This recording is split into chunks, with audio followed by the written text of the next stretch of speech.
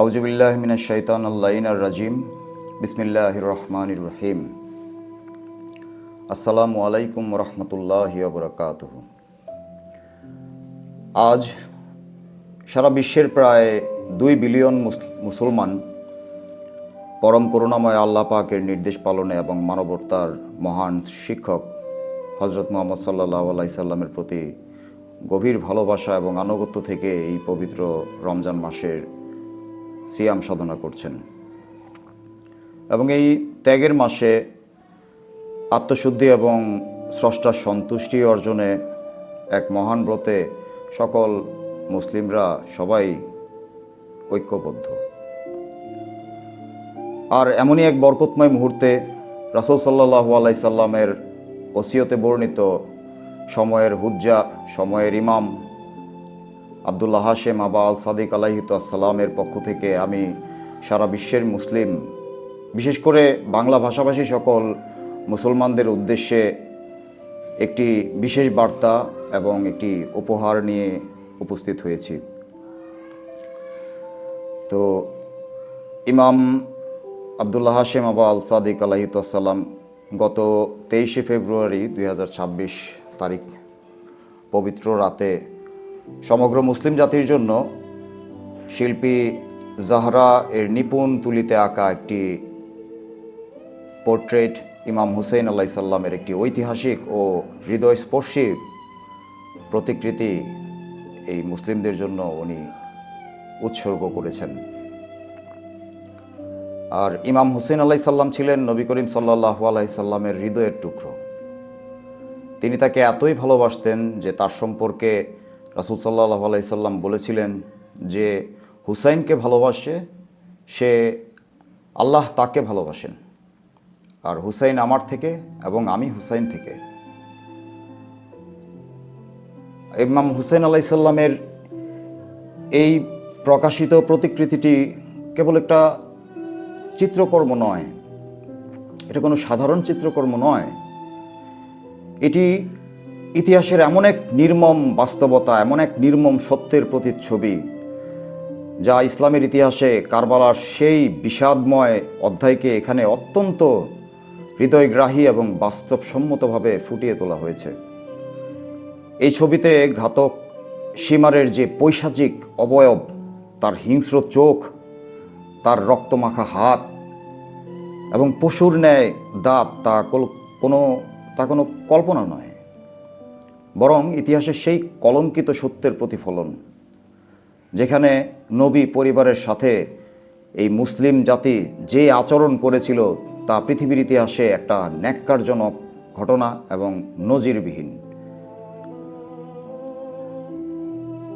ইমাম হুসেইন আলাইহিস সালাম যখন শেষ নিঃশ্বাস ত্যাগ করছিলেন, তার পূর্বে তিনি তার মাতামহ রাসূল সাল্লাল্লাহু আলাইহি সাল্লাম এবং মা ফাতেমা আলাইহিস সালামকে স্মরণ করছিলেন। ঠিক সেই মুহূর্তে ঘাতক শিমার অত্যন্ত নির্মমভাবে তাকে হত্যা করে, তার পবিত্র মস্তক কেটে, তার কাটা মস্তক বর্ষার ডগায় বিদ্ধ করে পুরো শহর, পুরো মুসলিম জাতির সামনে তা প্রদক্ষিণ করে। তার শরীরকে ঘোড়া দিয়ে, ঘোড়ার খুরের আঘাতে আঘাতে কারবালার ময়দানে পিষ্ট করা হয়। ইমাম আলী আলাইহিস সালামের ওফাতের পর মুসলমানরা যেমন আজকে যারা রমজান মাসে রোজা রাখছে, যারা আল্লাহর প্রতি তাদের আনুগত্যের অঙ্গীকার থেকে তারা সকলেই মুখ ফিরিয়ে নিল এবং রাসূল সাল্লাল্লাহু আলাইহি সাল্লামের প্রকৃত যে ইসলাম, সেটা থেকে তারা বের হয়ে গেল। তারা আল্লাহর নবীর নাতি, জান্নাতি যুবকদের সর্দার ইমাম হুসেইন আলাইহিস সালামকে নির্মমভাবে হত্যা করল। এখানে আপনি দেখতে পাচ্ছেন যে রাসূল সাল্লাল্লাহু আলাইহি সাল্লামের নাতি ইমাম হুসেইন আলাইহিস সালামের কাটা মাথা, এবং এটাই সেই সীমার, যে সীমার ছিল তথাকথিত মুসলিমদের একজন। সেই ইমাম হুসেইন আলাইহিস সালামের বিরুদ্ধে যুদ্ধ করতে বেরিয়েছিল, কারণ তারা একদমই চায়নি যে তিনি মুসলিম জাতির শাসক হন। তাই সে এবং পুরো মুসলিম জাতি নবী পরিবারের বিরোধিতা করেছিল। নবী পরিবারের অনুসারীদের মধ্যে কারবালার ময়দানে তাদের সংখ্যা ছিল মাত্র 70 জন। এখানে হাজার হাজার মুসলিম নামধারী, কোরআনে হাফেজ এবং সাহাবা নামধারী কিছু ইসলাম থেকে বিমুখ হয়ে যাওয়া কিছু সাহাবী নামধারী মানুষ, তারাই ইমাম হুসাইন আলাইহিস সালামকে হত্যা করার জন্য সকলে একত্রিত হয়েছে। এবং সীমার, যাকে এখানে আপনারা দেখছেন, এত বাস্তবসম্মতভাবে চিত্রিত হয়েছে যে তার চোখ পশুর মতো জ্বলজ্বল করছে, তার মুখে রক্ত ছিটানো, দাঁত কুকুরের দাঁতের মতো, তার হাতে রক্ত ঝরছে, রাসূল সাল্লাল্লাহু আলাইহি সাল্লামের পরিবারের আহলুল বায়াতের রক্ত। এখন একটাই প্রশ্ন,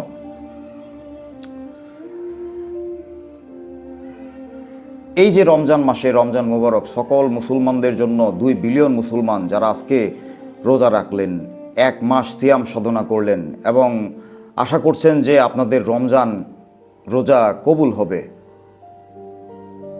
তাই না? কিন্তু না, রাসূল সাল্লাল্লাহু আলাইহি সাল্লাম এবং তার পরিবারের আহলুল বায়াতের বর্ণনা কিন্তু বলে ভিন্ন কথা। তাদের বর্ণনা বলে ইমাম হুসাইন আলাইহিস সালামের প্রতিশোধ না নেওয়া পর্যন্ত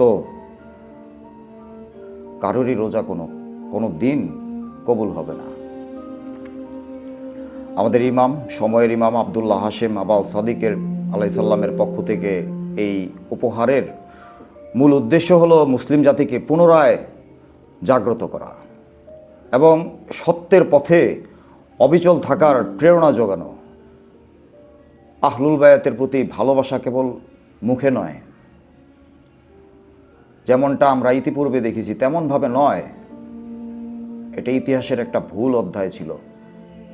আজকে আপনাকেই স্থির করতে হবে ইতিহাসের কোন পক্ষে অবস্থান নেবেন। এবং আহলুল বায়াতের প্রতি ভালোবাসা তাদের আদর্শ বাস্তবায়নের মাধ্যমেই সার্থকতা পায়। তো আজকে এই ঈদের প্রাক্কালে সমগ্র মুসলিম জাতির উদ্দেশ্যে আমরা ঘোষণা করতে চাই যে একটা বিপ্লবের সূচনা হয়েছে, একটা আন্দোলনের সূচনা হয়েছে এবং ততক্ষণ পর্যন্ত এই আন্দোলন থামবে না যতক্ষণ পর্যন্ত ইমাম হুসাইন আলাইহিস সালামের প্রকৃত ন্যায়, প্রকৃত সত্য এবং তার প্রকৃত উত্তরসূরিদের অধীনে ক্ষমতা আবার ফিরে আসে, ততক্ষণ পর্যন্ত এই আন্দোলন চলতেই থাকবে। এটা মাহদি বিপ্লব এবং এই বিপ্লব কোনোভাবেই থামবে না। কোনো অন্যায়কারী কখনোই আর প্রশ্রয় পাবে না, কোনো অসত্য আর মিথ্যার উপরে কখনোই প্রাধান্য পাবে না। লাব্বাইক ইয়া আবাস সাদিক, লাব্বাইক ইয়া আবাস সাদিক, লাব্বাইক ইয়া আবাস সাদিক।